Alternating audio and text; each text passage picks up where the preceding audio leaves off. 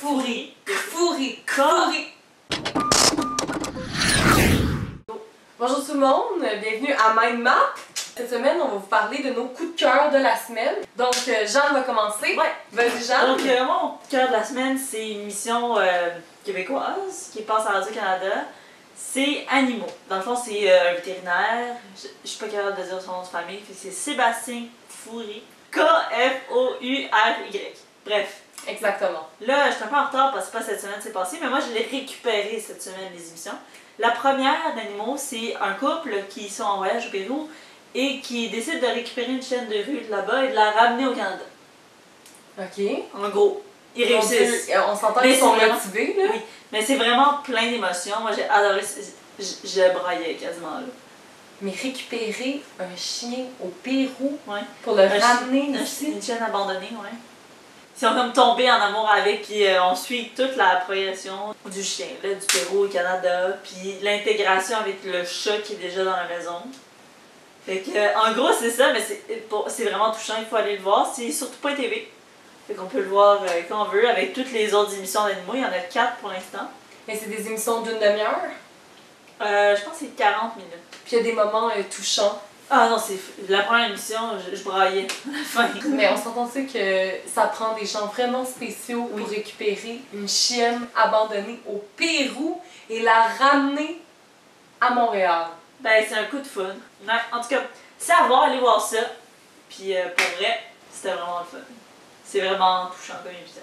Donc vas-y Stella, toi c'est quoi ton coup de cœur?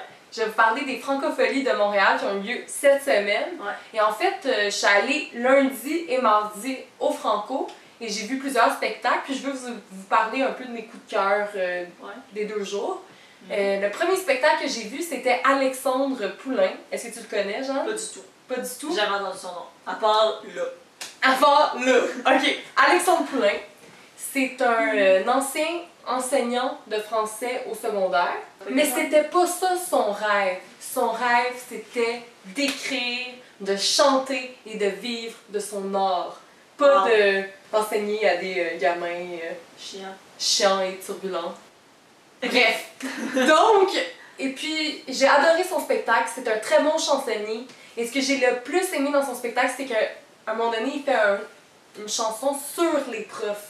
Puis il parle dans la chanson qu'il pensait couler son examen de français au secondaire. Là, je ne sais pas si c'est vrai ou si la situation est un peu inventée, là, parce qu'on s'entend qu'il est bon en français, il est devenu prof de français. Mais bon, OK? Donc, il allait échouer, selon lui, son examen du ministère en secondaire 5 de français, puis son prof croyait en lui. Fait que la journée avant de son examen, son prof est allé le voir, puis il lui a dit « Tiens, je te donne un crayon magique, et avec ce crayon-là, tu vas voir ce qui va passer. » Parce que là, ça sonne stupide. C'est un conte. Mais quand c'est un conte, puis quand t'écoutes les paroles, je pleurais à la fin. Je pleurais. OK. J'entendais 7-8 personnes dans la foule crier, puis on était comme « Yes, les profs! » Donc ça, c'est Alexandre Poulain. Après ça, la même journée, j'ai vu Navarre, qui est un groupe vraiment pas connu, qui vient de sortir son premier album. Mais ce qu'il faut retenir de Navarre, c'est que c'est une chanteuse et un guitariste-réalisateur qui se sont rencontrés il y a environ 1 an et qu'ils ont eu un coup de foudre amical et professionnel incroyable. Ouais. Un coup de foudre artistique, exactement. Et comment je pourrais les décrire? C'est comme du Ariane Moffat avec de l'attitude. Parce que la fille, elle a une casquette qu'elle met sur le côté, puis elle est comme ça. Et hier, finalement, je suis allée voir Jérôme Minière au Club Soda. Pour moi, c'était une découverte parce que, une découverte, on s'entend. Je savais pas à quoi m'attendre. Il a beaucoup de talent, mais c'est très expérimental. C'est juste pas ton genre. C'est juste pas mon genre. Mais il y avait un Français après Renan Luce qui était vraiment, vraiment cute, puis il chantait vraiment, vraiment bien.